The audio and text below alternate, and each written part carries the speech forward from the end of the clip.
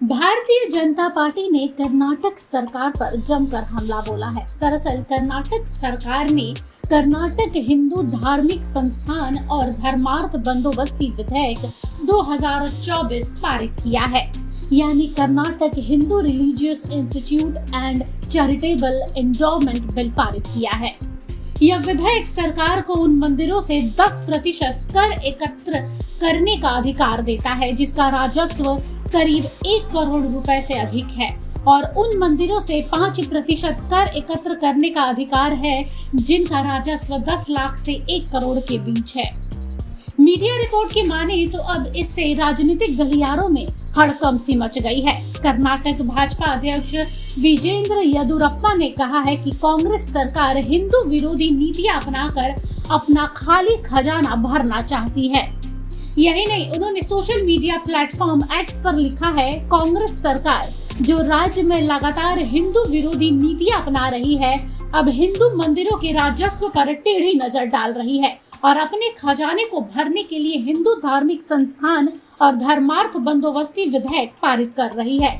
इसके साथ ही उन्होंने कहा है कि एकत्रित धन का उपयोग कहीं और किया जाएगा।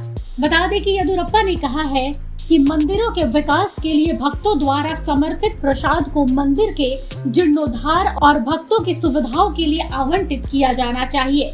यदि इसे किसी अन्य उद्देश्य के लिए आवंटित किया जाता है तो यह लोगों की दैवीय मान्यताओं पर हिंसा और धोखाधड़ी है। येदियुरप्पा यही नहीं रुके, उन्होंने कहा है कि इस बात पर आश्चर्य होता है कि केवल हिंदू मंदिरों को ही क्यों निशाना बनाया जा रहा है, अन्य धर्मों को नहीं। टिप्पणियों पर प्रतिक्रिया देते हुए अब कर्नाटक के मंत्री रामलिंगा रेड्डी ने भाजपा पर धर्म को राजनीति में लाने का आरोप लगाया है। उन्होंने कहा है कि कांग्रेस ही हिंदुत्व की सच्ची समर्थक रही है। Was first brought in by the BJP government. So let them actually tell what they have done in the last 4. They were in power for 4.5 years. Let them give out a list of what all they have done for the Hindus. No. They had a big issue with the Hanuman flag being brought down and the Indian flag being hoisted in Mandya. What did they do for Anjanadri hill, where the birthplace of Hanuman? We gave 100 crores. When I was the social welfare minister, I started I gave land and money of over 5-6 acres, and we had envisioned close to 150 crore Ramayana museum. What did these people do? Why didn't they do? Why didn't they even have the courtesy to put up lay a foundation stone?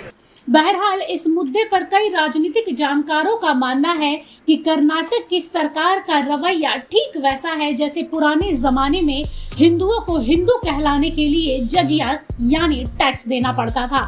वैसे ही आज के दौर में कर्नाटक की सरकार हिंदू मंदिरों से tax वसूल करने जा रही है।